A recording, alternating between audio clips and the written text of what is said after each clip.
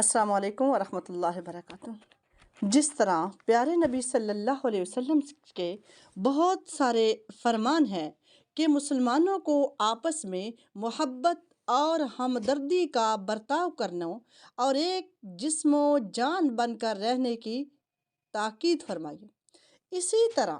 اس کے خلاف برتاؤ کرنے، مثلاً ایک دوسرے کے ساتھ بدگمانی رکھنے، بدگوئی کرنے، کسی کو تکلیف پہنچانے یا حسد اور کینہ رکھنے کی بھی آپ نے سخت مذمت فرمائی۔ حدیث مبارکہ ہے ان ابی ہریرہ قال قال رسول اللہ صلی اللہ علیہ وسلم ایاکم والظن فإن الظن اکذب الحدیث ولا تحسسوا ولا تجسسوا ولا تناجشوا ولا تحاسدوا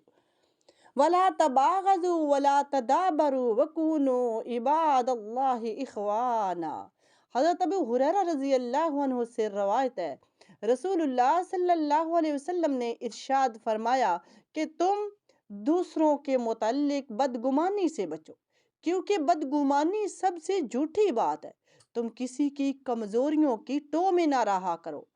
اور جاسوسوں کی طرح رازدارانہ طریقے سے کسی کے عیب معلوم کرنے کی کوشش بھی نہ کیا کرو، ورنہ ایک دوسرے پر بڑھنے کی بجا ہوس کرو، یہ بھی نہ کیا کرو،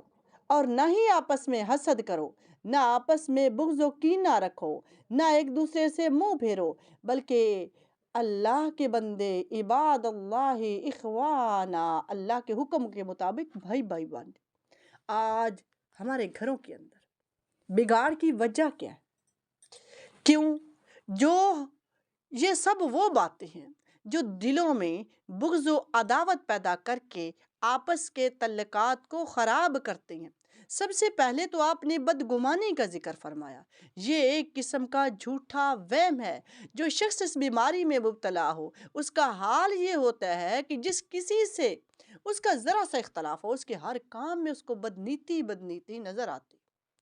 پھر محض وہ گمان اور بدگمانی کی بنا پر وہ اس کی طرف سے بہت سی انہونی باتیں منسوب کرنے لگتے ہیں۔ پھر کیا ہوتا ہے؟ اور پھر یہ ہوتا ہے کہ انسان جو ہے وہ اس کی طرف سے بالکل بدگمان ہو جاتا ہے۔ دوسری بات آپ نے فرمائی کہ فَإِنَّ الظَّنَّ أَكْذَبُ الْحَدِيثِ، یعنی کہ سب سے جھوٹی بات،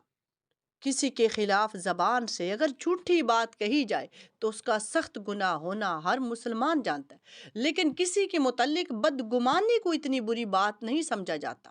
رسول اللہ صلی اللہ علیہ وسلم نے تو اس کو بھی منع فرمایا کہ یہ بدگمانی بھی بہت بڑا بلکہ سب سے بڑا جھوٹ ہے، اور دل کا یہ گناہ زبان والے جھوٹ سے کم نہیں ہے۔ پھر آپ نے فرمایا کہ کسی کی کمزوریوں کے ٹو میں رہنا، دوسروں میں عیبوں کا تجسس کرنا، ایک دوسرے پر آگے بڑھنے کی کوشش کرنا، کسی کو اچھے حال میں دیکھ کر اس پر حسد کرنا، اس کی خوشحالی کو ٹھنڈی آنکھ سے نہ دیکھ سکنا، ان سب کا حال بھی یہی ہے۔ ان سے دلوں میں نفرت اور عداوت کا بیج پڑتا ہے، اور ایمانی تعلق جس محبت، ہمدردی، جس اخوت کو چاہتا ہے اس کا امکان بھی باقی نہیں رہتا۔